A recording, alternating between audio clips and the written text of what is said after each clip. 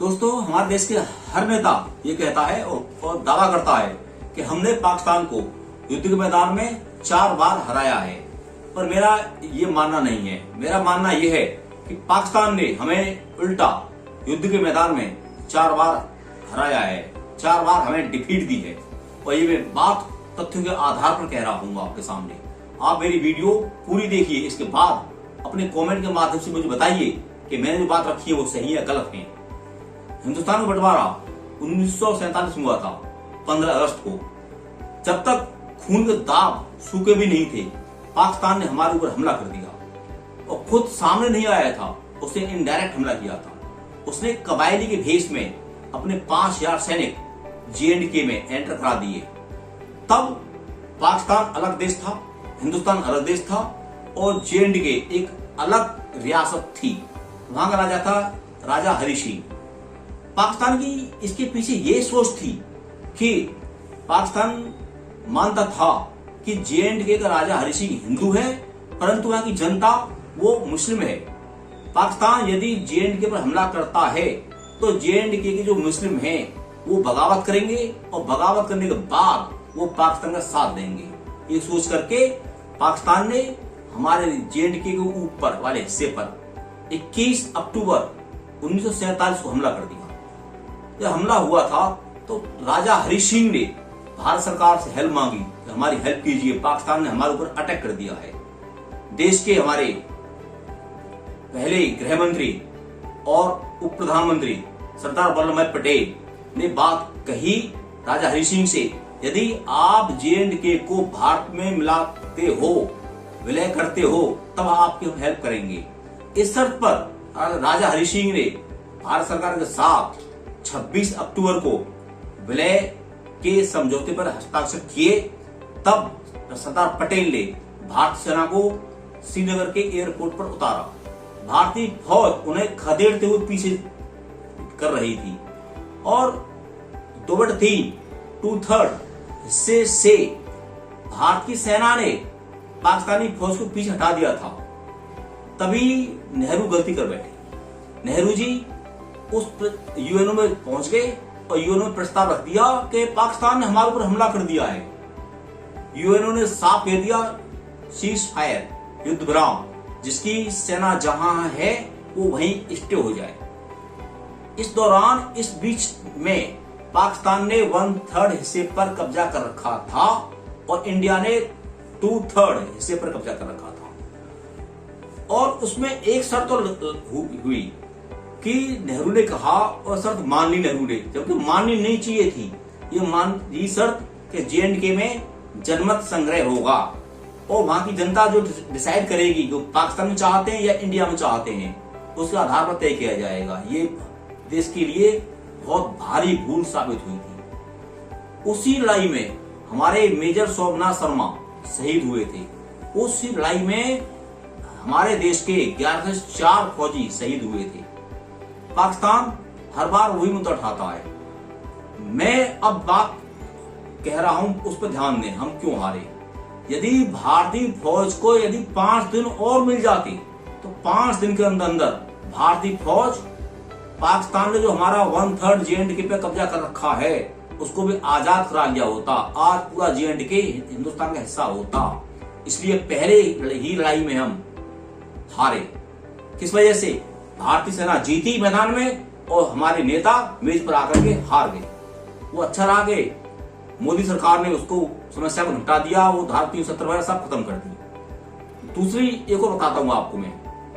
1962 में चाइना ने हम पर हमला किया। तो चाइना ने हम पर हमला किया था। नेहरू विश्वास करते थे हिंदी चीनी भाई भाई, और उनका विश्वास ये था कि ये चाइना हम पर अटैक नहीं करेगा। उसी चाइना ने हमारे ऊपर रात को सोते हुए सैनिकों पर हमला किया, हमारे हजारों सैनिक शहीद हुए। बार बार हमारी एयरफोर्स ने कहा था नेहरू जी से कि हमें अनुमति दी जाए, हम वहां बम वर्षा करेंगे। 1962 में, इसको आप नोट करें आप, 1962 में हमारी एयरफोर्स चाइना की एयरफोर्स से ज्यादा मजबूत थी। यदि एयरफोर्स को अनुमति मिल जाती तो 1962 की लड़ाई में हम चाइना को हरा देते, पर अनुमति नहीं मिली, फिर हारे हम। और आज जो अक्साई चीन का इलाका है तो चाइना के कब्जे में है। वो कब्जा आज चाइना का वहां नहीं होता। यहाँ हम हारे किस वजह से? आर्मी की गलती से नहीं, आर्मी तो जीतती, नेताओं की गलती से हारे। चाइना से इंडिया हार गया था, पाकिस्तान को लगा कि इंडिया अब कमजोर राष्ट्र है। और हमारे यहाँ देश के जो प्राइम मिनिस्टर थे 1965 में, तब तो वो लाल बहादुर शास्त्री।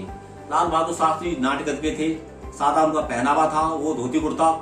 सोचा पाकिस्तान ने अब तो इंडिया कमजोर हो चुका है, बस ऑपरेशन जिब्राल्टर के माध्यम से उसने हमारे पास ऊपर हमला किया, देश के ऊपर, इंडिया के ऊपर। और उस युद्ध में हमारी सेना ने पूरी ताकत लगा दी और उस ताकत के द्वारा भारतीय सेना हमारी आगे बढ़ती हुई पाकिस्तान के लाहौर और सियालकोट तक जा चुकी थी हमारी सेना। पर रशिया ने बीच में हस्तक्षेप कर दिया और दोनों इंडिया से और पाकिस्तान के दोनों के प्राइम मिनिस्टर को बुला लिया ताशकंद में, वहां कंप्रोमाइज करवा दिया। और कंप्रोमाइज में यह तय हुआ कि दोनों जहां हैं वहीं जाएंगे, अपनी अपनी सीमाओं पर जाएंगे और जिसके सैनिक बंदी बनाए हैं उनको छोड़ दिया जाएगा।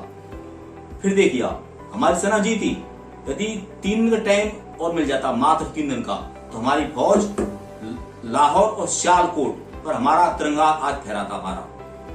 उसमें फिर हमारी सेना जीती, नेता फिर मिल पाकर हमारे हारे। अब बात करते हैं 1971 की बारे में। आप जानते हो पाकिस्तान का निर्माण हुआ था तो 2 थे, पूर्वी पाकिस्तान और पश्चिमी पाकिस्तान। पूर्वी पाकिस्तान जिसे आज हम बांग्लादेश बोलते हैं। इलेक्शन हुए, इलेक्शन में जो बांग्लादेश है वर्तमान में, जिसे पहले बोलते थे हम पूर्वी पाकिस्तान, उनमें सबसे पॉपुलर जो थे नेता वो थे शेख मुजीब। उनकी पार्टी आवामी लीग ने जो इलेक्शन हुए थे 1971 में 313 सीटों में से 167 सीट जीती थी। नियम के हिसाब से बहुमत उनका था, उन्हें पाकिस्तान का प्राइम मिनिस्टर बनना था। परंतु इस पाकिस्तान में, पश्चिमी पाकिस्तान जो आज वर्तमान में है, उनके प्राइम मिनिस्टर ने, नेताओं ने, फौज ने उनको प्राइम मिनिस्टर मानने से मना कर दिया, यानी कि शेख मुजीब को। आपस में विद्रोह हुआ। विद्रोह होने के बाद पूर्वी पाकिस्तान यानी बांग्लादेश ने बगावत कर दी और मुक्ति वाहिनी एक सेना बनाई उन्होंने और पाकिस्तान की फौज के साथ लड़ाई हुई। उस लड़ाई में बांग्लादेश से यानी पूर्वी पाकिस्तान से 1 करोड़ बांग्लादेशी हमारे देश के अंदर शरण लेने के लिए मजबूर हुए। इंदिरा गांधी देश की प्राइम मिनिस्टर थी। इंदिरा गांधी ने आदेश दे दिया भारतीय फौज को लड़ाई में शामिल होने के लिए। भारतीय फौज ने मोर्चा संभाला और 3 दिसंबर को ये लड़ाई शुरुआत हुई। 3 दिसंबर 1971 में शुरू हुई और मात्र 13 दिन के अंदर अंदर पाकिस्तान की फौज को भारतीय फौज के सामने घुटने टेकने पड़े थे। और हमारी फौज ने पाकिस्तान का 15,000 वर्ग किलोमीटर एरिया पर कब्जा किया था। वो भी एरिया वो वाला जो आज पाकिस्तान वाला इलाका है, उस वाले में। और पाकिस्तान के 93,000 फौजियों ने भारतीय सेना के सामने सरेंडर कर दिया, सफेद झंडा उठा दिया, आत्मसमर्पण कर दिया। जब हमारे देश के जो थे सेना को मोर्चा संभाल रहे थे वो थे जनरल जगजीत सिंह अरोड़ा। पाकिस्तान के जनरल नियाजी ने अपनी पिस्तौल उनके सामने सरेंडर कर दी, जनरल जगजीत सिंह अरोड़ा के सामने। सोचिए कितना अच्छा मौका था। हम बात करते इस मामले में, इंदिरा गांधी बात करती इस मामले में कि आप हमारा पहले J&K वाला जो हिस्सा है उसको खाली कीजिए, तब हम आपके 93 जो आपके सैनिक हैं बंदी बनाए हैं तब छोड़ेंगे नहीं हम। वो मौका इंदिरा गांधी ने खो दिया। तो यहां भी हमारी सेना मैदान में जीती पर मेज पा करके फिर हमारे नेता हारी। तो पाकिस्तान फिर जीता इनडायरेक्टली एक तरह से। कारगिल के बारे में आप सुना है। जब देश के प्राइम मिनिस्टर थे हमारे अटल बिहारी वाजपेयी, 10 मई 1999 को पाकिस्तान ने हमारे भारतीय बंकरों पर कब्जा कर लिया। को भारतीय सैनिक वहां तैनात नहीं थे। वहां पर 20 से 30 फीट बर्फ रहती है टाइम। तो ये तय हुआ था कि उस इलाके में किसी की सेना नहीं रहेगी। उसका मौके का फायदा लेकर के पाकिस्तान ने अपने सैनिक वहां भेज दिए और कारगिल वाले इलाके पर कब्जा कर लिया। कारगिल का जो इलाका है, पहाड़ी है, वो ऊंचाई पे थी। जब इसकी भी सूचना, इंफॉर्मेशन, खबर भारत सरकार को चरवाहों ने दी, गडरियाओं ने दी कि ऐसे पाकिस्तानी फौज ने इन पर कब्जा कर लिया है, तब हमारी सरकार सचेत हुई और इंडियन आर्मी को आदेश दिया कि इन्हें यहां से हटाएं। अब यहां दिक्कत ये थी कि कारगिल की चोटियों पर पाकिस्तानी फौजी थे और हमारे फौजी नीचे थे। वो ऊपर से गोले तोप से फेंकते थे तो हमारे सैनिकों पर सीधे आते थे, और हमारे सैनिक तोप से गोले ऊपर फेंकते थे तो हमारे तोप के गोले ऊपर तक नहीं जा पाते थे। इस वजह से हमारे सैनिकों की लगातार डेथ हो रही थी, लगातार देश के सैनिक शहीद हो रहे थे। हमारी बोफोर्स तोप के गोले खत्म होने वाले थे। बोफोर्स तोप को सरकार ने बैन कर रखा था। इमरजेंसी में साउथ अफ्रीका से हमें बोफोर्स तोप के लिए गोले मंगाने पड़े। यहां देखिए, फिर दोबारा बताता हूं आपको मैं। इंडियन फोर्स ने कहा था कि हमें अनुमति दी जाए, हम ऊपर से बम बरसा करेंगे पाकिस्तानी फौजियों पर जो कारगिल चोटियों पर बैठे हुए हैं। इन भारतीय तोपों से हम इनका मुकाबला नहीं कर पाएंगे। सरकार ने बहुत लेट परमिशन दी। जब परमिशन मिलने के बाद मात्र 2 दिन के अंदर जब भारतीय सेना ने के एयरफोर्स विंग ने, यानी कि भारतीय एयरफोर्स ने जब पाकिस्तानी ऊपर बम वर्षा की, तब मैदान छोड़कर भागे वहां से। उस युद्ध में हमारे 527 सैनिक शहीद हुए थे। हाँ, यदि हमारी एयरफोर्स को शुरुआत में परमिशन मिल जाती तो ये दिक्कत नहीं आती। हो सकता हमारा एक भी सैनिक शहीद नहीं होता। 22 दिन ये लड़ाई चली थी हमारी, और टाइगर हिल्स पर जो जानी मानी चोटी है कारगिल की, उस पर तिरंगा फहराया था हमारे सैनिकों ने।